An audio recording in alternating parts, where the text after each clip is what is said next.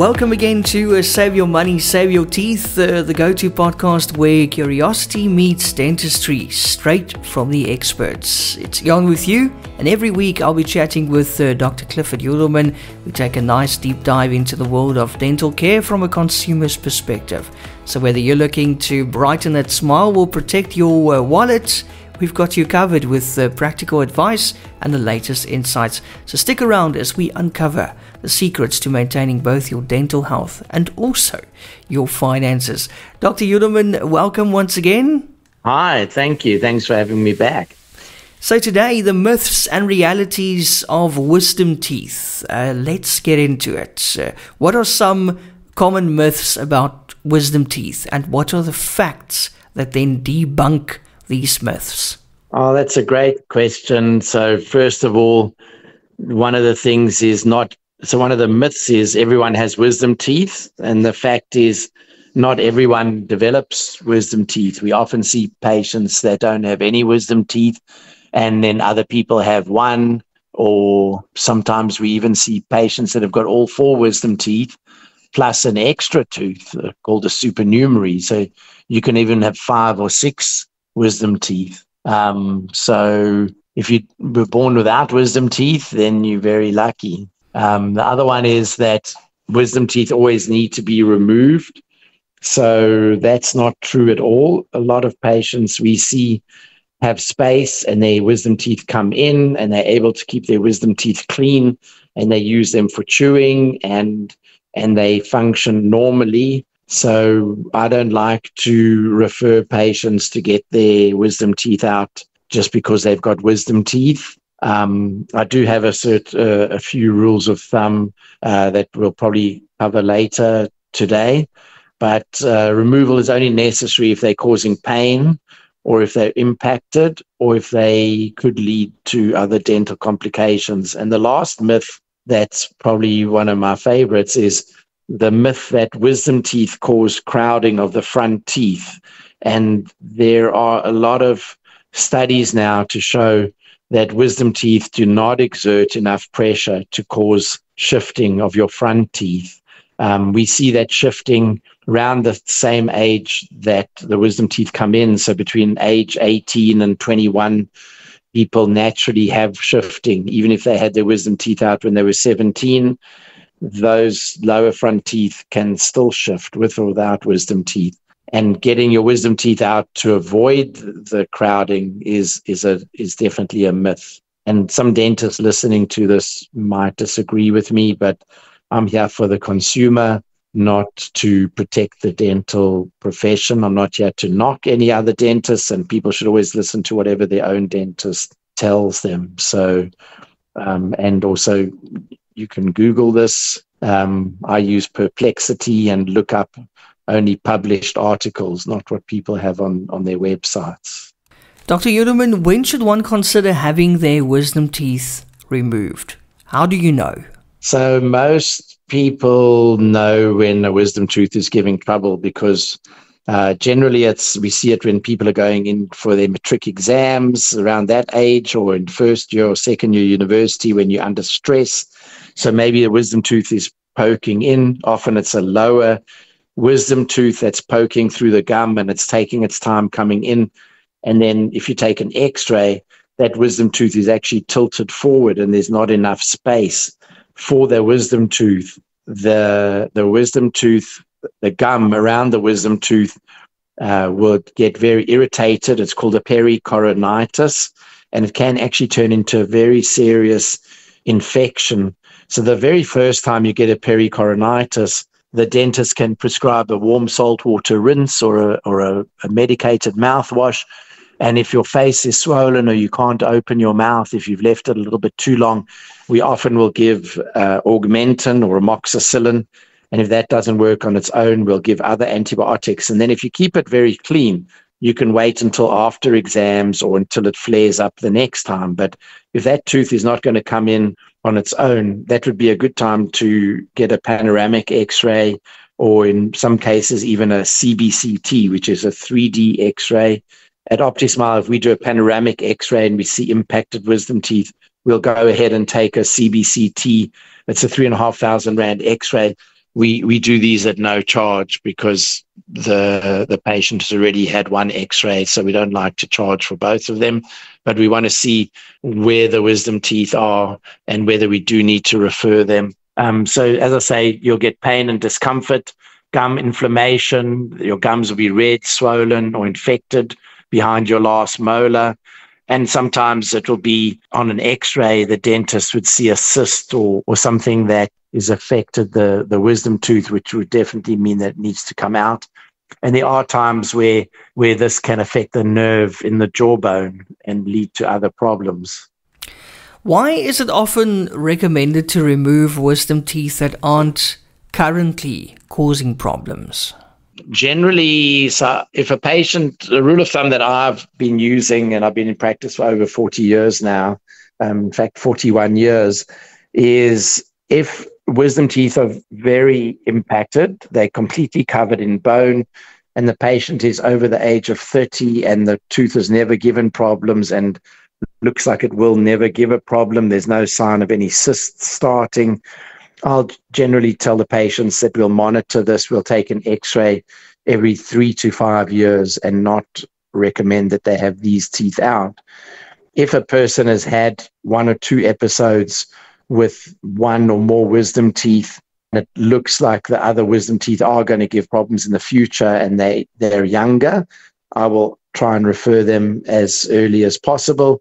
When I was practicing in the US and Australia, we were referring patients for wisdom teeth extractions as young as 16 or 17. I tend to see, since I've been back in South Africa for 10 years, is we getting patients that are already 27, 28, and they've had a number of flare-ups, or the bone around the wisdom tooth or the second molar is being destroyed by the wisdom tooth. And so we would always refer those. Generally, the younger you are, the quicker the recovery. So by younger, I mean under 30, but a 20-year-old will recover quicker than a 25-year-old in general. And also, it's less complicated surgery. If you remove a wisdom tooth before the roots are fully developed, then it's a much simpler surgical process, and the tooth is almost got like a little sac around it. And I tell patients it's like a watermelon seed. It just wants to pop out. And if you see an oral surgeon or if a general dentist does a lot of wisdom teeth, it can be done quite quickly and easily. What are the potential risks or complications associated with leaving your wisdom teeth in place?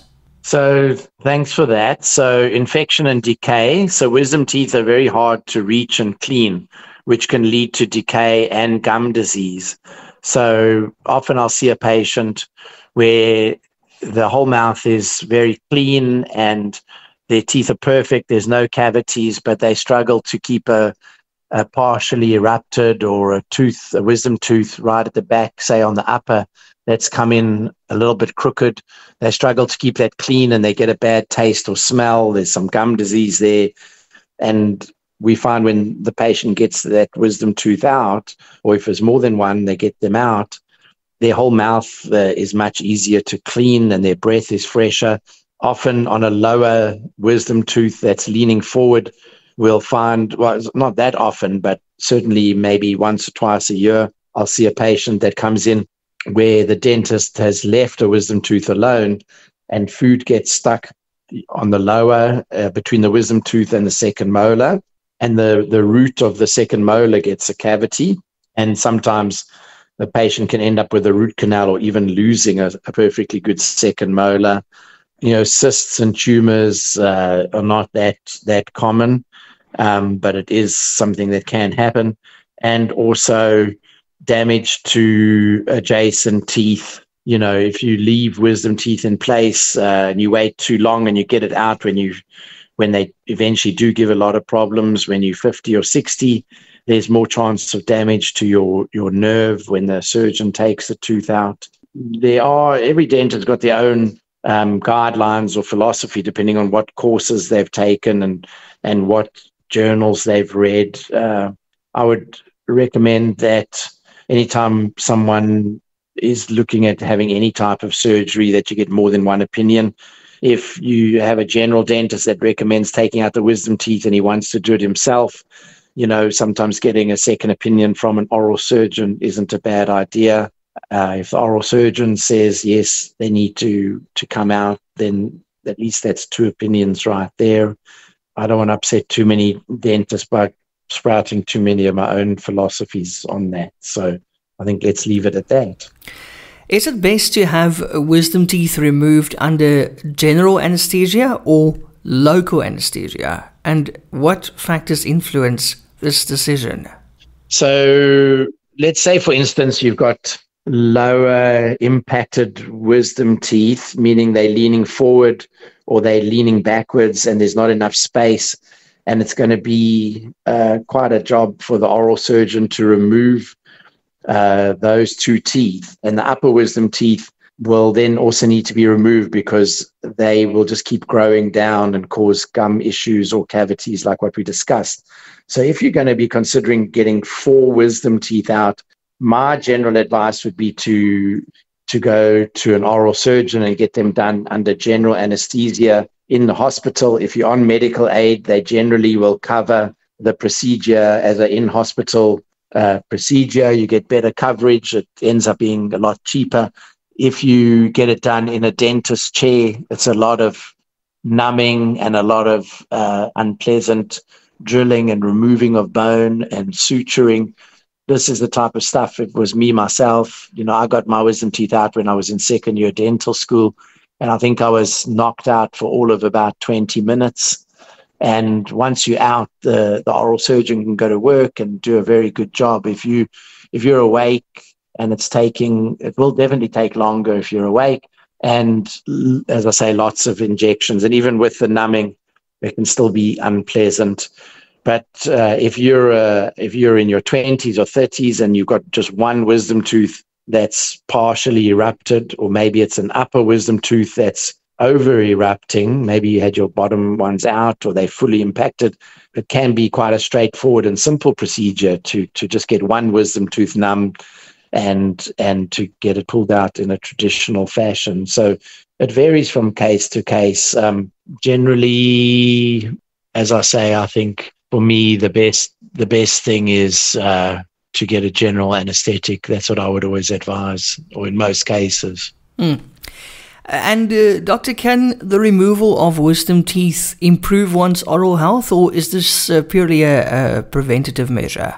I definitely think it can improve your health. If you've got wisdom teeth that are very, very difficult to clean, they already have, they bleed when the hygienist cleans your teeth, you can't floss them. Maybe you've already had a filling in a wisdom tooth and now the filling is broken or fallen out because the dentist struggles to get all the way back there. Even with a microscope, sometimes we can barely see all the way back to the back of the mouth to fill a cavity in a wisdom tooth. You generally wouldn't get a root canal or a crown on a wisdom tooth. We're talking about where there's not enough space. If somebody's got perfectly erupted wisdom teeth that are in perfect alignment and you've got your first, second, and third molars and you're chewing on them, we definitely would recommend hanging on to them and keeping them as long as possible. But the cases that I've spoken about is there's a real benefit to removing them sooner rather than later if they're not going to stay there for the rest of your life and they're going to give you problems when you're older. When I practiced in America, I had a lot of patients in their 70s and 80s. And back in those days, in 1989, 1990, most people who were in their 70s were on blood thinners and they'd had a bypass or some kind of heart issues, or patients that had breast cancer or some other kind of skin cancer, been on chemotherapy. People's health back in the 90s wasn't as good as it is now. And a wisdom tooth that you've kept your whole life and you managed to keep clean, now all of a sudden can become a life-threatening problem, because if you're on blood thinners to prevent strokes or heart attacks, you have to stop the blood thinners. I think this type of thing is best to do while you're fit and healthy, if you need it, if you need to have it done at all. And then finally, Dr. Yudelman, what should patients expect during and after the removal of wisdom teeth? Can you give us a nice heads up there, what we can expect? So it varies from person to person. Generally, if your lower wisdom teeth are impacted, depending on the severity of the impaction, the dentist or the oral surgeon would be able to advise you how much pain or swelling to expect. Sometimes we don't expect patients to have pain or swelling, and they have a big reaction and they can look like a chipmunk for 2 or 3 days afterwards. And other times patients can get their wisdom teeth out on a Thursday, and they're in their early 20s, they can be out partying with their mates by Saturday. It's not generally recommended after a general anesthetic. You should take it easy, but we have seen that. Personally, myself, I was fine a few days later. Both of my daughters had their wisdom teeth out, and they both had quite severe swelling. They were in bed for a couple of days with ice packs. The oral surgeon generally would prescribe strong painkillers. Personally, I don't like things that have codeine or these addictive type of painkillers that they have shows on Netflix. I think one was called Painkiller. I like patients to take ibuprofen and Panado alternating. And I think for most cases that works very, very well. You take ibuprofen with food, and you try and eat and drink as much as you can after your wisdom teeth are out. You rinse with warm salt water, or you use a chlorhexidine mouthwash for a few days, and the swelling and the pain goes away quite quickly. Most people, if you get them out on a Thursday or Friday, you can be back at school or work on a Monday in most cases. And as I said, if you're getting a general anesthetic, it might take 20 minutes to an hour to take all the wisdom teeth out. If you're getting it done in the chair and you're getting injections, it could take much longer. And that's another edition of Save Your Money, Save Your Teeth. Dr. Yudelman, as always, a big thank you to you for sharing your expertise with us. Well, thank you. And I guess in this case, it's save your money and don't save your wisdom teeth if you're going to give you trouble. That's it, absolutely. And also thank you to our listeners for tuning in. And remember, while we strive to provide valuable insights, always just consult with your own dental professional for advice tailored to your personal health. Also, don't forget to subscribe for more enlightening discussions, and then join us again next week as we continue to explore the fascinating intersection of dental health and financial savvy. Until then, keep smiling and taking great care of your teeth.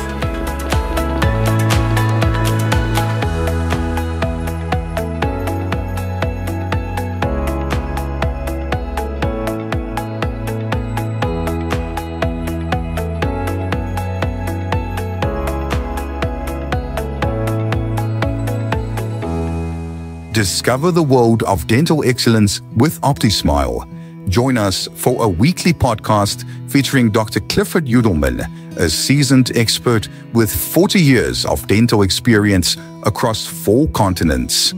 Gain unique insights and expert dental advice by visiting OptiSmile.co.za for articles that illuminate the path to optimal oral health. If you're seeking unparalleled dental care in Cape Town, get in touch with OptiSmile or book directly online on OptiSmile.co.za. OptiSmile, where global expertise meets local care.